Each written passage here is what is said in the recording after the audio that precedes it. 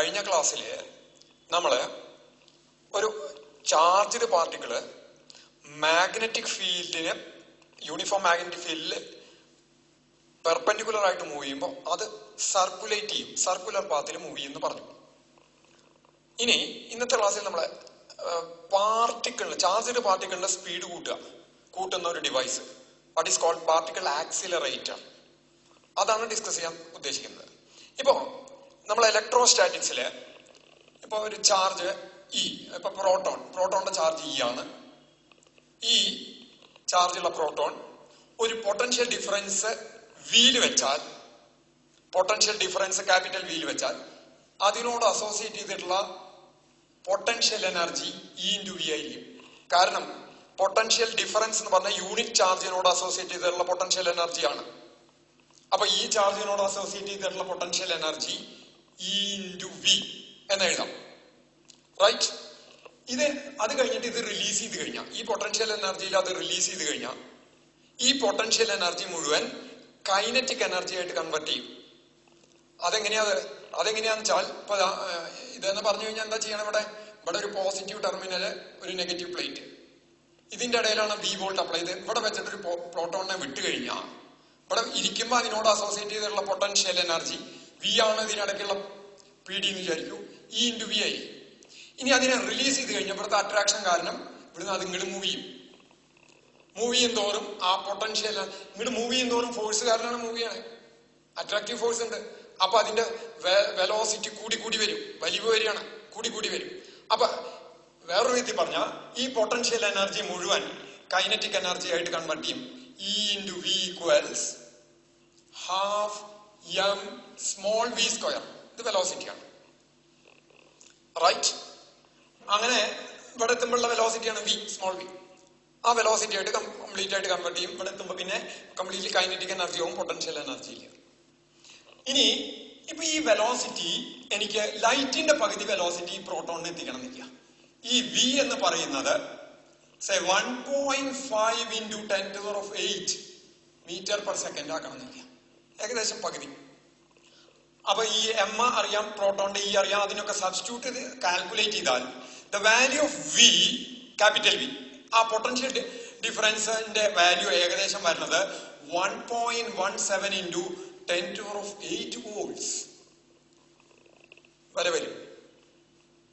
Very high, huge potential. അങ്ങനത്തെ ഒരു potential difference രണ്ട് പ്ലേറ്റുകൾക്ക് ഇടയ്ക്ക് മാത്രമായിട്ട് കൊടുത്ത് ഉണ്ടാക്കാൻ പറ്റില്ല. അപ്പൊ നമുക്ക് ഒരു വട്ടം ഇതിനെ ആക്സലറേറ്റ് ചെയ്ത് ഇവിടെ എത്തിയ വീണ്ടും ആക്സലറേറ്റ് ചെയ്ത് അങ്ങനെ വേണ്ടി വരും. ലോ പൊട്ടൻഷ്യൽ പല പ്രാവശ്യം കൊടുത്ത് low potential maximum possible potential പല പ്രാവശ്യം കൊടുത്തിട്ട് ഈ പൊട്ടൻഷ്യൽ എത്തിക്കാനേ നിവൃത്തിയുള്ളൂ.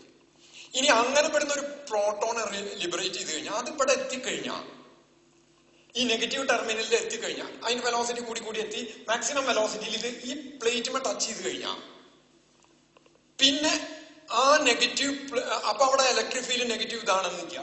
പിന്നെ അത് ശരിക്കും അതിന്റെ വെലോസിറ്റി കൂട്ടിയിട്ട് ഇതിന്റെ ഉള്ളിൽ കൂടെ കടത്തി വിട്ടിട്ട് പിന്നെ അടുത്തത് ആക്സലറേറ്റ് ചെയ്യല്ലേ വേണ്ടത്. അപ്പൊ അവിടെ രണ്ട് പ്രശ്നങ്ങൾ ഉണ്ട്. ഒന്ന്, ഇത് നെഗറ്റീവായിട്ട് തന്നെ ഇരുന്നാൽ ആ പ്രോട്ടോൺ പിന്നെ അവിടെ ഇരിക്കാനേ ആഗ്രഹിക്കുള്ളൂ. അത് അതിൻ്റെ ഉള്ളിൽ നിന്ന് പുറത്തേക്ക് പോകാൻ ആഗ്രഹിക്കില്ല, അവിടെ ഇരിക്കാനേ ആഗ്രഹിക്കണേ. അപ്പൊ ആ വരുന്ന മൊമെന്റ് കാരണം കുറച്ചങ്ങോട്ട് കടന്നാലും അതിന്റെ വെലോസിറ്റി പിന്നെ കുറയും, കാരണം ഈ നെഗറ്റീവിന്റെ അട്രാക്ഷൻ കാരണം. അപ്പൊ എന്തുണ്ടാവും, ഇവിടെ എത്തിയ ഉടനെ തന്നെ അപ്പോ എന്താ വേണ്ടത് വെച്ചാൽ ആ വെലോസിറ്റി, ഇവിടെ എത്തിയ വെലോസിറ്റി അതേപോലെ നിലനിർത്തണമെങ്കിൽ ഇവിടെ എത്തിയാൽ ഇതിന്റെ ആ നെഗറ്റീവ് എന്നുള്ള ആ പൊളാരിറ്റി, ഈ പ്ലേറ്റിന്റെ നെഗറ്റീവ് പൊളാരിറ്റി ഇല്ലാതെ ആവണം, അല്ലെങ്കിൽ ഇലക്ട്രിക് ഫീൽഡ് ആ നേരത്തെ ഇല്ലാതെ ആവണം. ഇലക്ട്രിക് ഫീൽഡ് ഉണ്ടെങ്കിൽ ഇത് ഇവിടെ തന്നെ ഇരിക്കുകയുള്ളൂ, ഇലക്ട്രിക് ഫീൽഡ് ഇല്ലാതെ ആവണം ഒരു കാര്യം. ഇനി തന്നെയല്ല, ഇതൊരു പ്ലേറ്റ് വെച്ച് ഇതിന്റെ ഉള്ളിൽ കൂടെ പെനട്രേറ്റ് ചെയ്ത് പോയി കഴിഞ്ഞാൽ, തുളച്ച് കയറി കഴിഞ്ഞാൽ ആ പ്ലേറ്റിന്റെ ഉള്ളിൽ ബാക്കി ഇലക്ട്രോൺസ്, ന്യൂക്ലിയസുകൾ പലതും ഉണ്ട്. അപ്പൊ അത് തടഞ്ഞിട്ടും ഇതിന്റെ വെലോസിറ്റി കുറയല്ലേ ചെയ്യാം.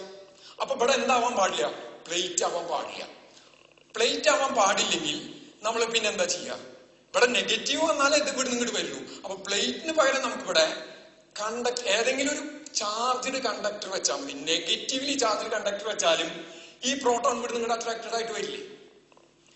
എന്നിട്ട് അപ്പൊ ഇവിടെ എത്തി നിൽക്കുക. അപ്പോ ഇനി വേറൊരു കാര്യം ഞാൻ ഓൾറെഡി പറഞ്ഞിട്ടുണ്ട്.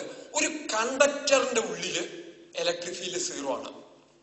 കണ്ടക്ടറിന്റെ ഉള്ളില് ഇലക്ട്രിക് ഫീൽഡ് 0 ആണ് എന്ന് പറഞ്ഞിട്ടുണ്ട്. അത് ഹോളായാലും സോളിഡ് ആയാലും, ഉള്ളിൽ പൊള്ളയായിട്ടുള്ളതാണെങ്കിലും അല്ലെങ്കിലും കണ്ടക്ടറിന്റെ ഉള്ളിലെ ഇലക്ട്രിക് ഫീൽഡ്, ചാർജ്ഡ് കണ്ടക്ടറിന്റെ ഉള്ളിലെ ഇലക്ട്രിക് ഫീൽഡ് 0 ആണ്.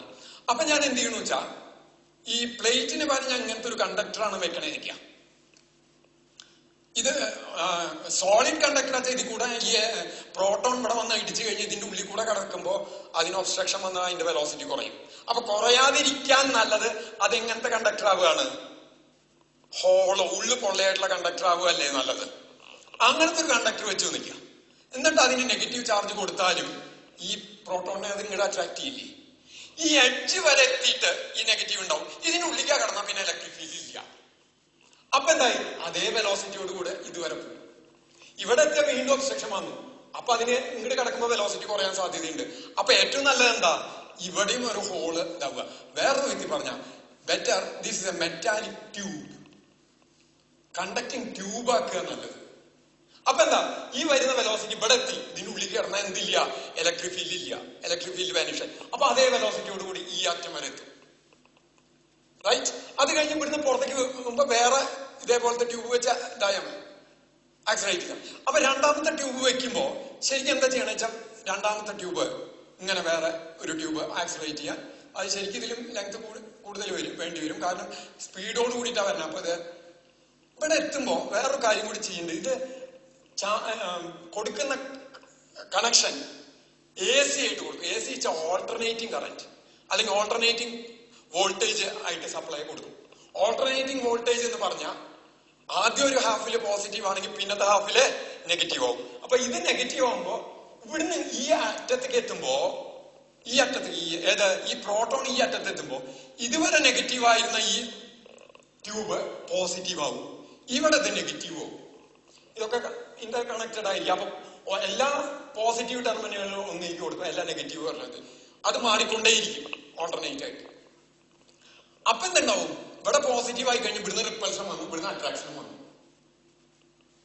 വന്നില്ലേ? അപ്പൊ ഈ റിപ്പൾഷൻ വരുമ്പോ തള്ളും, അട്രാക്ഷൻ വരുമ്പോ വലിക്കും. തള്ളും വലിയും കൂടി വന്ന ഫോഴ്സ് ആയി. ഫോഴ്സ് കാരണം എന്തുണ്ടായി?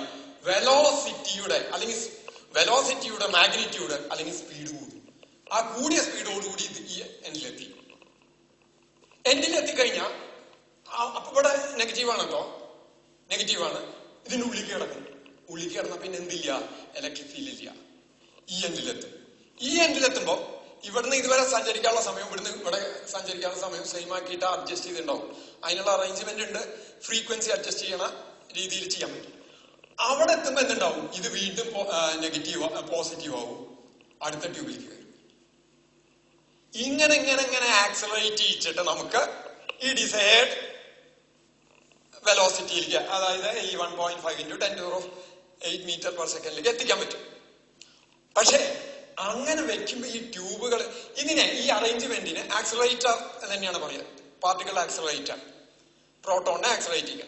ലീനിയർ ആക്സലറേറ്റർ, ലൈൻ വൈസ് അല്ല ഇരിക്കുന്ന ട്യൂബുകൾ, ലീനിയർ ആക്സലറേറ്റർ എന്ന് പറയും.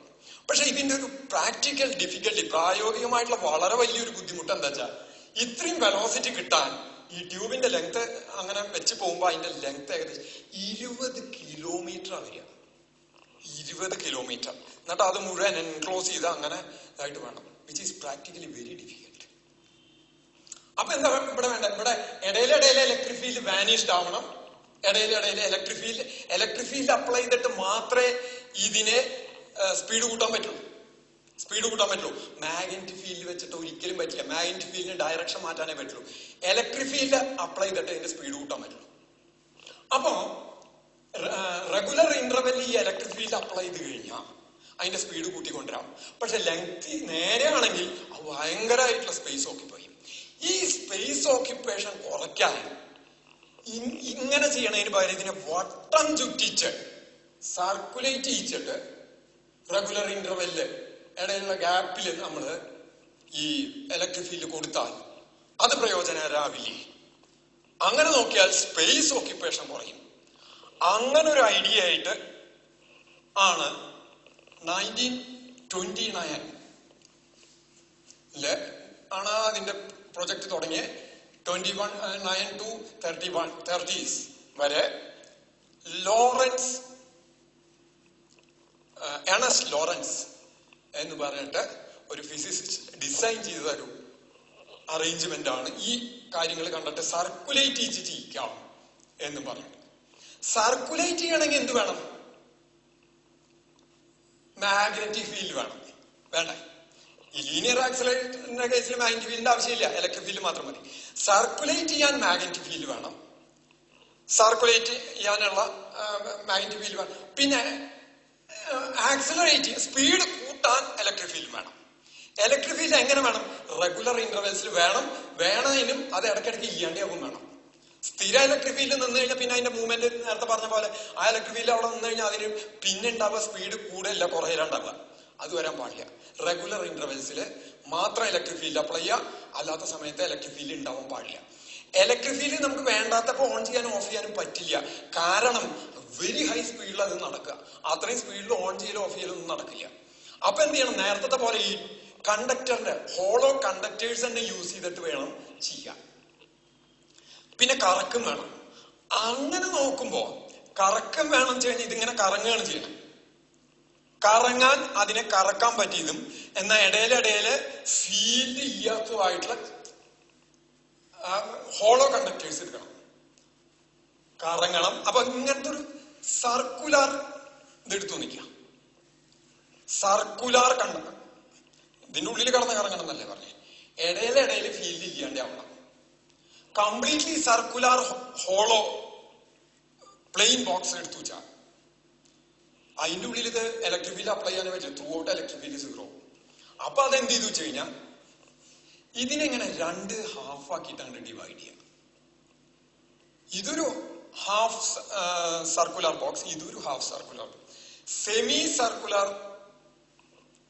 അല്ലെങ്കിൽ D shaped half circular box. അപ്പൊ ഇതിന്റെ ഉള്ളിൽ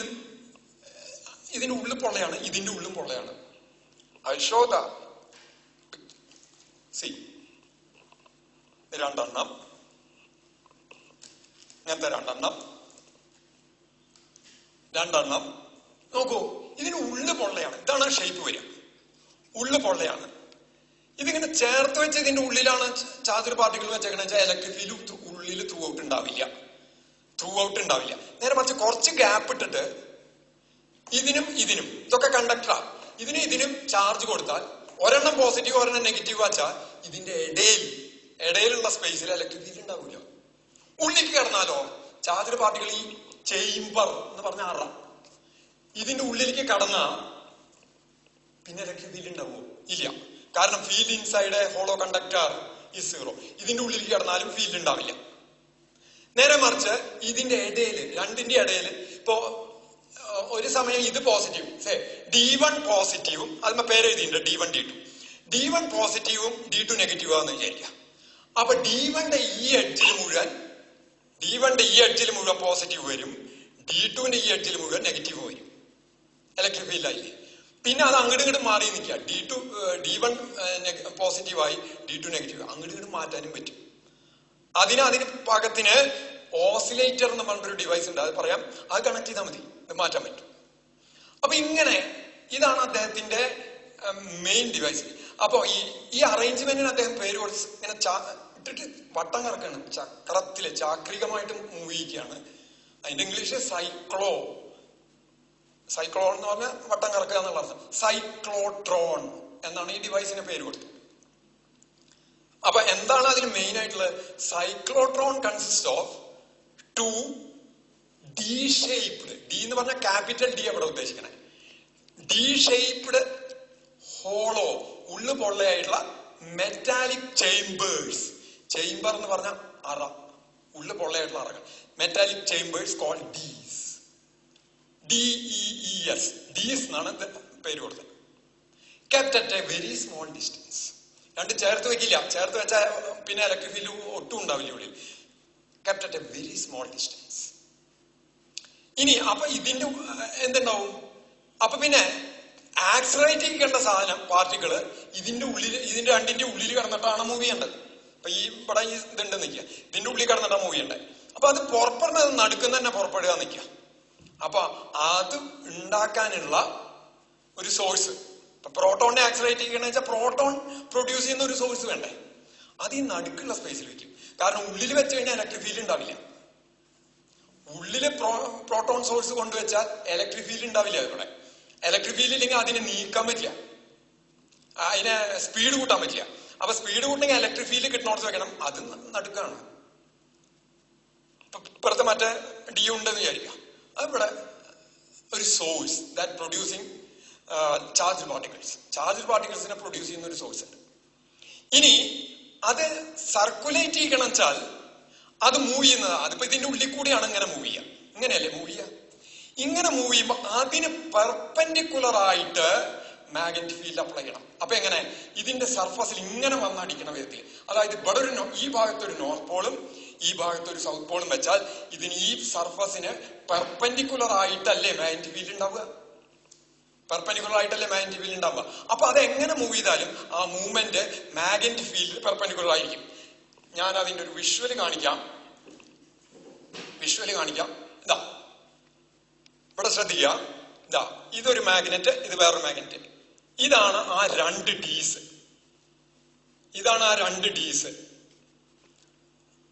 അപ്പൊ ഇത് മൂന്നും ഒരേ ലെവലിലാണ്, ഇങ്ങനെ പാരലൽ ആയിട്ടാണ് നിൽക്കുന്നത്.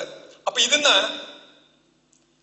ഇതിന്ന് നോർമൽ ആയിട്ട് ലൈൻസ്, ഇത് ഈ സർക്കുലർ പാത്തിന് അത് റൊട്ടേറ്റ് ചെയ്യുമ്പോൾ, സർക്കുലേറ്റ് ചെയ്യുമ്പോൾ, ചാർജ്ഡ് പാർട്ടിക്കിൾ ഇങ്ങനെ കടന്ന് തിരിയുമ്പോൾ അതിന് എക്സാക്ട്ലി പെർപെൻഡിക്കുലർ ആയിട്ടായിരിക്കും എന്താ ആക്ട് ചെയ്യുന്നത്? മാഗ്നറ്റിക് ഫീൽഡ് ആക്ട് ചെയ്യുന്നത്. ഒരു ശരിക്കും പറഞ്ഞാൽ ഒരു റെയിൻ, മഴ പെയ്യണ പോലെ എന്ന് പറയാൻ പറ്റില്ല, കാരണം അത് ഇടയിൽ ഗ്യാപ്പ് ഉണ്ട്. ശരിക്കും ഫീൽഡ് എക്സാക്ട്ലി യൂണിഫോം ആയിട്ട് ഇതിന്റെ ഇടയിൽ ഉണ്ടാവും. ഇതാണ് ഇതിന്റെ ഒരു വിഷ്വൽ പിക്ചർ. അപ്പോ ഇതിന്റെ അറേഞ്ച്മെന്റ് ഒന്നും കൂടി വിവരിക്കാച്ചാൽ, the cyclotron consist of 2 capital D shape hollow ഉള്ളു പൊള്ളയായിട്ടുള്ള metallic chambers called Ds. DEES. A source that produces charged particles S is kept at the center of the Ds. Right? A magnetic field is applied perpendicular to the plane of the Ds. അതിന്റെ പ്ലെയിന് perpendicular ആയിട്ട്, അതായത് ഇത് ഇങ്ങനെയാണ് എന്ന് വെച്ചാൽ ഇവിടുന്ന് ഇങ്ങോട്ട് വരണം, ഇങ്ങനെ ലൈൻസ്, അല്ലെങ്കിൽ ഇവിടുന്ന് ഇങ്ങോട്ട് ആയാലും മതി, എങ്ങനെയായാലും അത് പ്ലെയിൻ ആവണം. അങ്ങനെയാണ് അപ്ലൈ ചെയ്തിരിക്കുന്നത്. ഇനി ഇതിനെ ഇലക്ട്രിക് ഫീൽഡ് അപ്ലൈ ചെയ്യാൻ, ഇത് ചാർജ്ഡ് ഇതാവുമ്പോൾ ഇതിൽ നമുക്ക് DC സോഴ്സ് കൊടുത്തിട്ട് കാര്യമില്ല. DC എന്ന് പറഞ്ഞാൽ ഒരെണ്ണം പോസിറ്റീവ് ഒരെണ്ണം നെഗറ്റീവ് സ്ഥിരം അങ്ങനെ നിന്നാൽ അത് പറ്റില്ല. അത് മാറിക്കൊണ്ടിരുന്നാലല്ലേ പറ്റുള്ളൂ, നേരത്തെ കണ്ട പോലെ. അപ്പൊ അതിന് വേണ്ടിയിട്ട് there is a setup called oscillator, high frequency oscillator.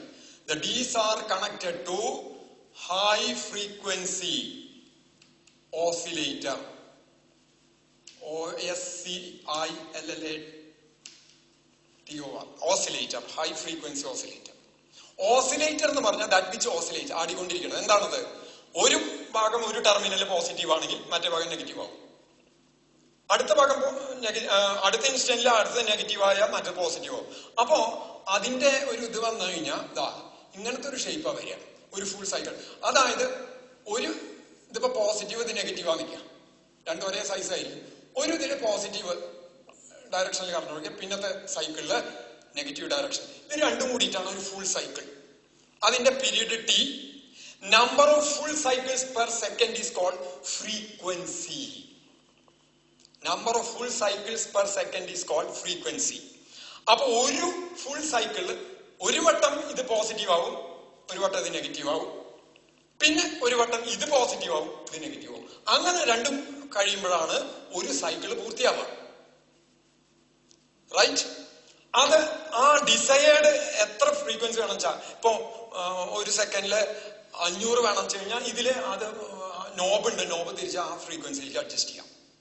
500 എന്ന് പറഞ്ഞാൽ 500 വട്ടം ഈ ഫുൾ സൈക്കിൾ ഒരു സെക്കൻഡിൽ ഉണ്ടാവുന്ന അർത്ഥമാണ്. അതായത് പോസിറ്റീവ് ആവും നെഗറ്റീവ് ആവും, നെഗറ്റീവ് ആവും പോസിറ്റീവ് എന്ന് പറയാം. പോസിറ്റീവ് ആയിട്ട് നെഗറ്റീവ് ആവുക, അങ്ങനെ കഴിയുമ്പോഴാണ് ഒരു സൈക്കിൾ. അങ്ങനെ ഒരു സെക്കൻഡിൽ 500 വട്ടം ചെയ്താൽ അതിന്റെ ഫ്രീക്വൻസി 500 ഹെർട്സ്. റൈറ്റ്? ഇനി ഇത്രയാണ് അറേഞ്ച്മെന്റ്. ഇനി ഇതിങ്ങനെ മൂവ് ചെയ്യുമ്പോൾ ഈ ഇടയിൽ ഗ്യാപ്പ് ഒക്കെ ഉണ്ട്. അപ്പൊ അവിടെ എയർ ഒക്കെ കയറി കഴിഞ്ഞാൽ ഈ എയർ പാർട്ടിക്കിൾസ് ആയിട്ട് ഈ ചാർജ്ഡ് പാർട്ടിക്കിൾസ് കൊളൈഡ് ചെയ്താൽ അതിന്റെ സ്പീഡ് കുറയും. അതൊക്കെ അവോയ്ഡ് ചെയ്യാൻ the whole arrangement is kept in an evacuated chamber. എല്ലാ അറേഞ്ച്മെന്റും കൂടി ഒരു ഇവാക്വേറ്റഡ് ചേംബറിൽ വെച്ചേക്കണം. ഇതാണ് ഒരു വിവരണം. ഞാൻ ഒന്നുകൂടി ക്വിക്കായിട്ട് പറയാം.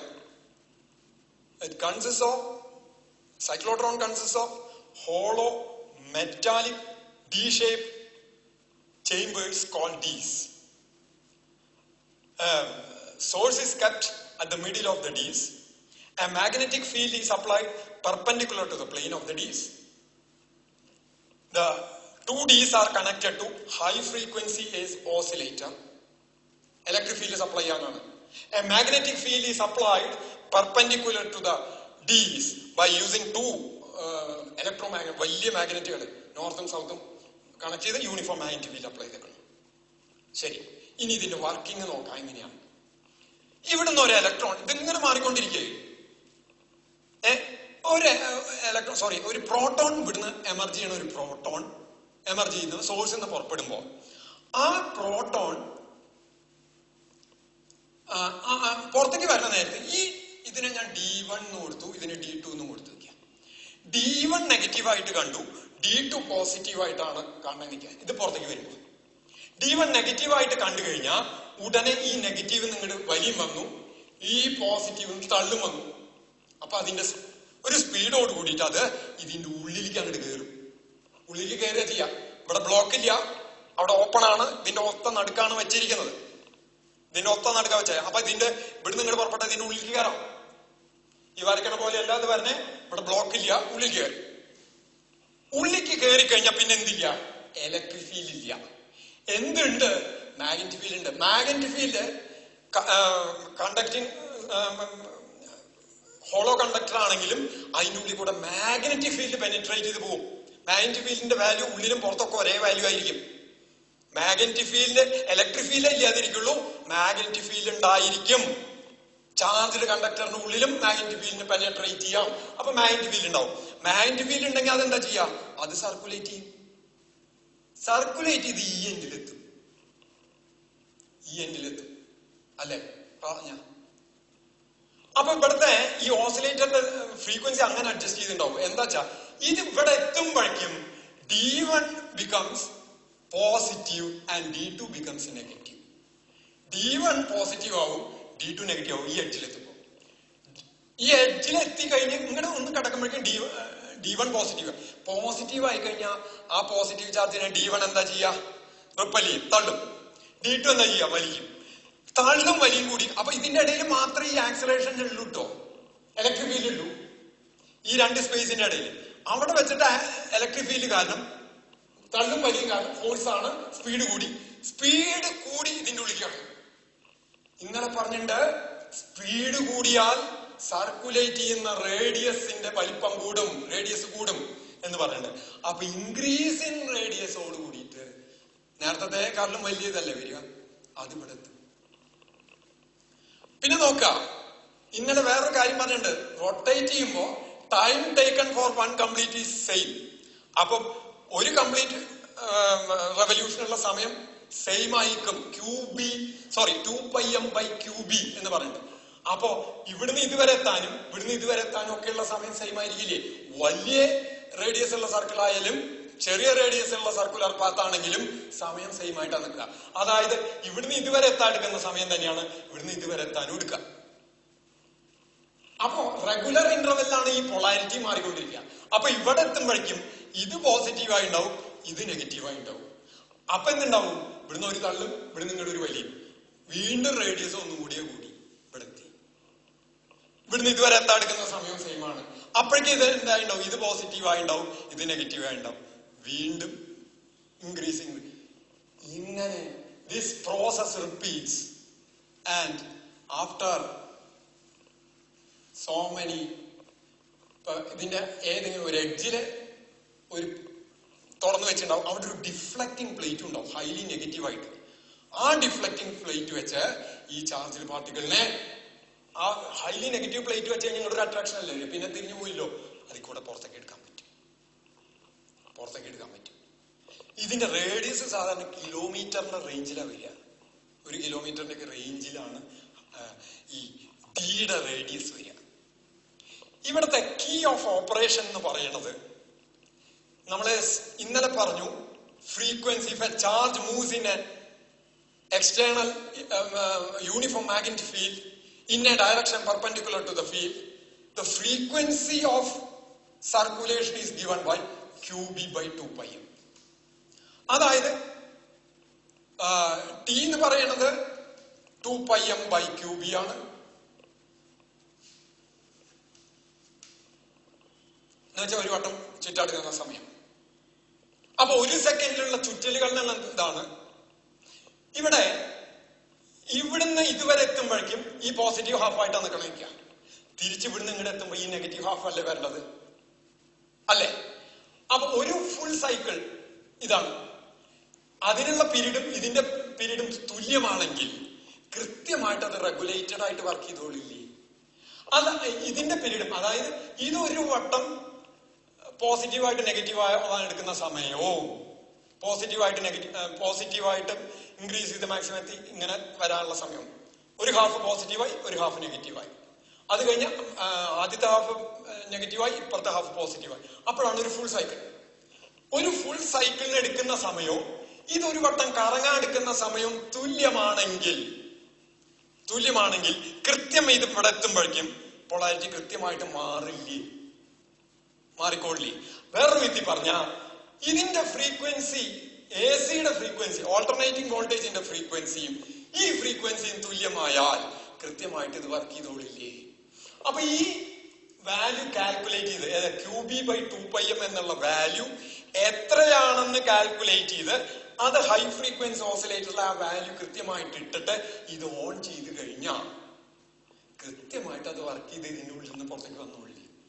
The key of operation is that the frequency of high frequency oscillator should be equal to the revolving frequency of the charged particle, which is given by QB by 2 pi m, and that frequency is called cyclotron frequency. ആ ഫ്രീക്വൻസിക്ക് പറയുന്ന പേരാണ് cyclotron frequency. Right? അതാണ് ഇതിന്റെ working കണ്ടീഷന്റെ ഏറ്റവും പ്രധാനമായിട്ടുള്ള operation condition ആണ്. അതായത് ഇത് ഈ ഓസിലേറ്ററിൽ ഇടുന്ന ഫ്രീക്വൻസിയും ചാർജ്ഡ് പാർട്ടിക്കിൾസ് റൊട്ടേറ്റ് ചെയ്യുമ്പോൾ 1 സെക്കൻഡിൽ എത്ര വട്ടം റൊട്ടേറ്റ് ചെയ്യുന്നു അതിന്റെ ഫ്രീക്വൻസിയും തുല്യമായിരിക്കണം. അപ്പൊ കൃത്യമായിട്ട് ഓരോ എഡ്ജിലെത്തുമ്പോൾ പൊളാരിറ്റികൾ മാറി വരും. റൈറ്റ്? ഇനി ഇതിന്റെ റേഡിയസ് ക്യാപിറ്റൽ ആറാ നിൽക്കുക. അപ്പൊ ഇവിടേക്ക് എത്തുമ്പോ എന്തായിരിക്കും അതിന്റെ kinetic energy? Kinetic energy equals ½ mv², അല്ലെ? ½ mv². What is v²? V എനിക്കറിയില്ല, വി കാണണം. വി എങ്ങനെയാ കാണുക? നമ്മള് ഇത് റൊട്ടേറ്റ് ചെയ്യുമ്പോ mv² ബൈ ക്യാപിറ്റൽ ആർ എന്ന് വിചാരിക്കാം റേഡിയസ്. അവിടെ എത്തുമ്പോ centripetal force is given by QVB,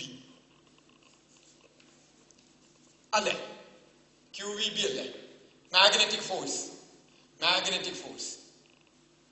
ഇവിടെ വിക്കും ബിക്കും അടക്കമുള്ള ആംഗിൾ 90 ആണ്. അപ്പൊ QVB sin θ ചെയ്തു. അപ്പൊ ഇത് വെട്ടിപ്പോയി. അപ്പൊ what is V? V equals QB by m into R. ഈ ആറിനെ കിട്ടും. അതെടുത്ത് ഇവിടെ കൊടുക്കുക. ½ m v² Q² b² r² by m². ഒരു m വെട്ടിപ്പോയി. So the rest term will be Q² b² r² by 2m. This is the kinetic energy of emerging particle, charged particle. Right? ഇനി ഒരു കാര്യം, ഇതിന്റെ ഒരു പരിമിതി എന്താ വെച്ചാൽ സാധാരണ പ്രോട്ടോണിനെ ആക്സലറേറ്റ് ചെയ്യാൻ ഉപയോഗിക്കാറുണ്ട്, ഇലക്ട്രോണിനെ ആക്സലറേറ്റ് ചെയ്യാതെ ഉപയോഗിക്കാറില്ല. കാരണം ഹൈ വെലോസിറ്റി എത്തുമ്പോൾ ഐൻസ്റ്റീന്റെ തിയറി പ്രകാരം, സ്പെഷ്യൽ തിയറി ഓഫ് റിലേറ്റിവിറ്റി എന്ന് പറഞ്ഞിട്ടുണ്ട്, അത് അവിടെ ഹയർ ക്ലാസ്സിൽ നിങ്ങൾ പഠിക്കും. അതായത് വെലോസിറ്റി വല്ലാണ്ട് ലൈറ്റിന്റെ അടുത്തേക്കൊക്കെ പകുതിയൊക്കെ എത്തിക്കഴിഞ്ഞാൽ മാസ് വല്ലാണ്ട് കൂടും. അപ്പൊ ഈ എക്സ്പ്രഷൻ അത് മാസ് വളരെ കുറവുള്ള പാർട്ടിക്കിളിന്, അതായത് ഇലക്ട്രോണിന്റെ മാസ് എന്ന് പറഞ്ഞാൽ പ്രോട്ടോണിന്റെ മാസിന്റെ 2000-ലൊന്നൊക്കെ വരുള്ളൂ, വളരെ വളരെ കുറവ്. മാസ് കുറവുള്ള പാർട്ടിക്കിളിന് അത് വല്ലാണ്ട് കൂടുതലായിട്ട് കാണിക്കും. അപ്പൊ ഈ എക്സ്പ്രഷൻ പ്രകാരം വെലോസിറ്റി വല്ലാണ്ട് കൂടുമ്പോ മാസ് വല്ലാണ്ട് കൂടും. വല്ലാണ്ട് കൂടിക്കഴിഞ്ഞാൽ ഈ ഫ്രീക്വൻസി പിന്നെ കോൺസ്റ്റന്റ് ആയിട്ട് എത്തില്ല, അതിന്റെ വാല്യൂ മാറി തുടങ്ങും. അപ്പൊ ഇത് വർക്ക് ചെയ്യാൻ പ്രയാസം വരും. അപ്പൊ that is A limitation.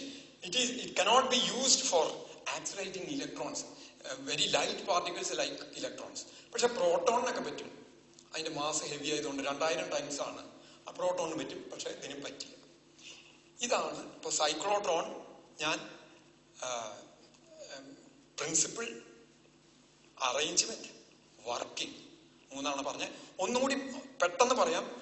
It works on the principle that when a charged particle enters into a magnetic field in a direction when a charged particle moves in a magnetic field, the magnetic field, uniform magnetic field, in a direction perpendicular to the field, it will move along a circular path such that period of revolution is independent on velocity, the speed or radius of the circular path.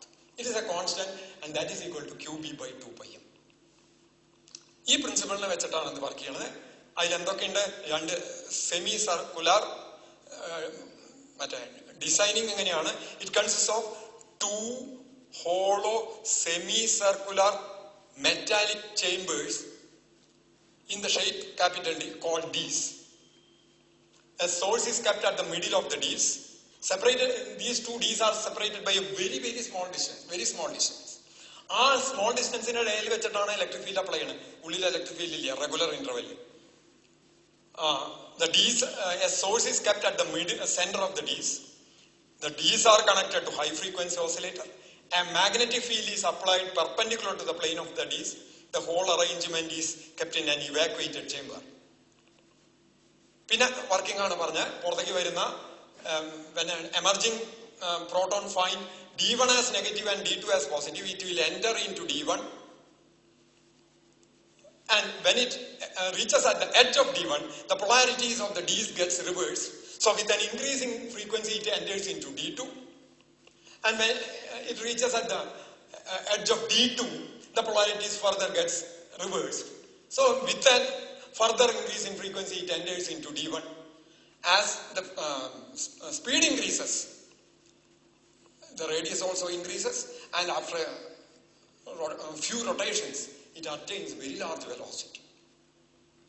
And the key of operation is that the frequency of high frequency oscillator should be equal to qb by 2 pi m, which is called as the cyclotron frequency, which is equal to the period of frequency of revolution of charged particle.